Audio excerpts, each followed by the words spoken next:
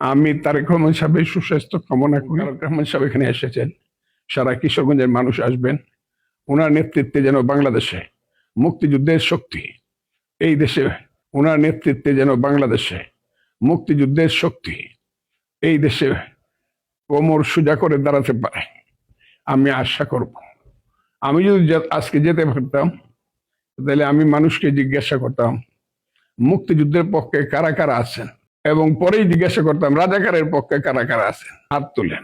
এই কথাটা আমার বলা হইল না, আরেকদিন বল। কারণ দেশ নেতা জনাব তারেক রহমান এবং বিএনপি যতদিন পর্যন্ত সঠিকভাবে মুক্তিযুদ্ধের পক্ষে না দাঁড়াবে, ততদিন পর্যন্ত বাংলাদেশ ঠিক হবে না।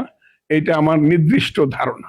আমি ওনার সঙ্গে আলাপ করব এবং ওনার কথা মতো আমি সেই জায়গাতেই যাব। আমি তারেক রহমান সাহেবের সুস্বাস্থ্য কামনা করি। আমি সবার কাছে আমার জন্য, শুধু ইটনষ্টগ্রাম না, শুধু কিশোরগঞ্জ না, সারা বাংলাদেশের মানুষ এবং বাঙালি জাতির কাছে আমি আমার দ্রুত আরোগ্য হওয়ার জন্য তাদের কাছে আমি দোয়া কামনা করছি।